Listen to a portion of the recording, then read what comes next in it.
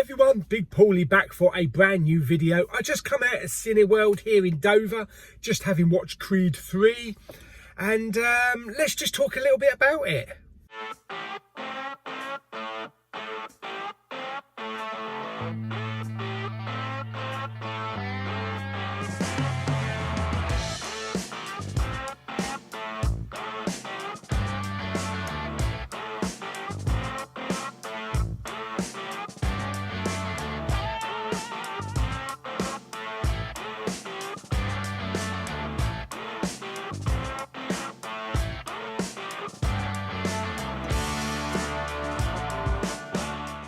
Okay, so I'm not going to go into any spoilers or anything like that. This film is obviously the third of the Creed films. This one is directed by Michael B. Jordan. I believe it's his directorial debut. And he's back as Adonis Creed. Now, Adonis Creed now has retired from boxing. He's become successful.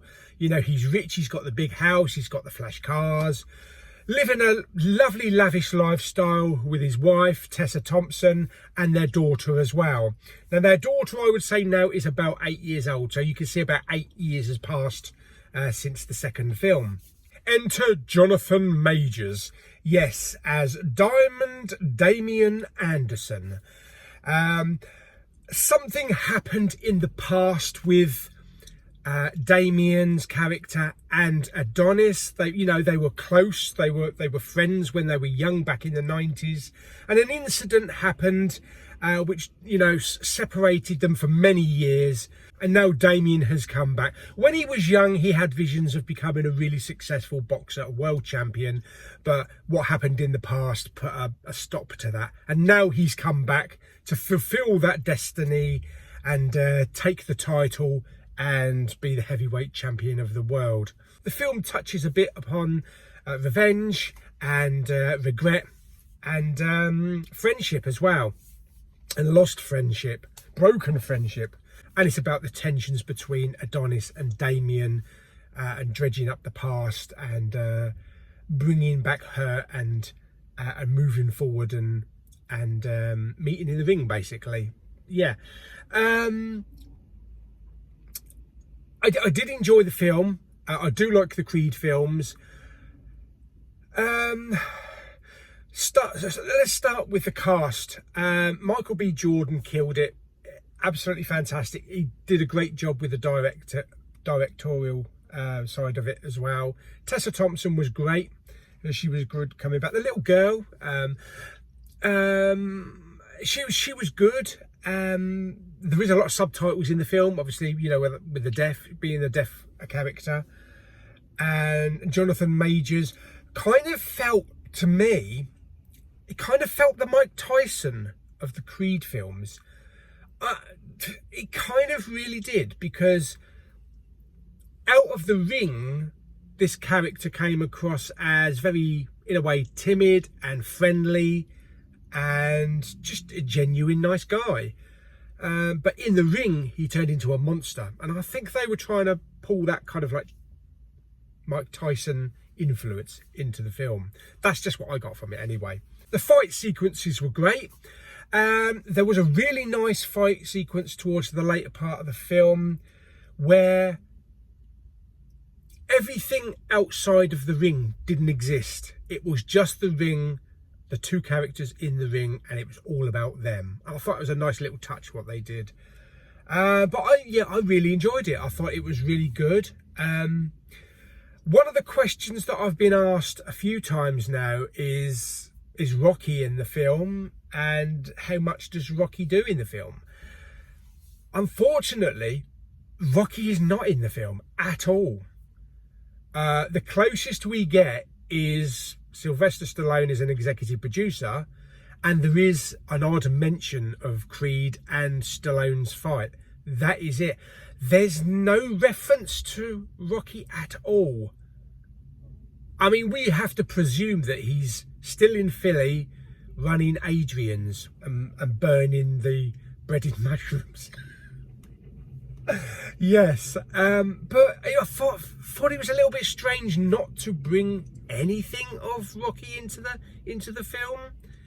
But then again, when you think about it, I know this film has to stand on its own. It's got to eventually stand on its own. What more is there that Rocky could have added? I mean, we had the first film where he was like the trainer, you know, he was the Mickey to Adonis. The second film was all about revenge and, you know, from Rocky 4. So Stallone had to be in it with the Dragos. But this film, I don't think Rocky really fitted in anywhere. I don't think there wouldn't really be a place for him. I mean, there was one scene maybe he could have popped up as a cameo, but really it's not necessary. Probably the reason is because I expect Stallone was actually filming Tulsa King, which is a really great series. So maybe he couldn't have got out of filming. But I don't really think the film needed Stallone. You know, it carried its own footing and it did its own thing. And at one point it's got to stand on its own 2 feet. Michael B. Jordan and the cast really did that. So how would I rate Creed 3 on a scale of 1 to 10? I've got to say that although that people are saying that this is as good as the first film, I really don't know. I really don't know. The first film was great, of course, and it had Rocky in it. The second film I loved with the Dragos. We had Bridget Nielsen coming back and Dolph Lundgren, and that really had that Rocky 4 revenge edge to it.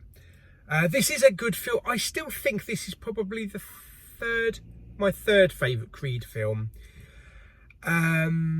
So I do prefer the other two, but it's still a good film. The direction is still really good, and you know, the music is good, the acting is good as well. How would I rate it on a scale of 1 to 10? I'm gonna give it 7 out of 10. Jab to the stomachs. I don't know what that meant. Yes, I'm going to give it 7 out of 10, I think, because it was still enjoyable. And I've got my order in for the Steelbook as well. So yeah, so there we go. So that is Creed 3. I did enjoy it. I don't think maybe it was as good as the first 2 films, but that's just my personal opinion. But as I say, it's still a good, entertaining film. So there we go. So I hope you enjoyed the video. Like it by giving it some thumbs up. Blah, blah, blah, blah. Don't forget to subscribe, comment and share. And I'll see you on the next video very soon. Bye-bye.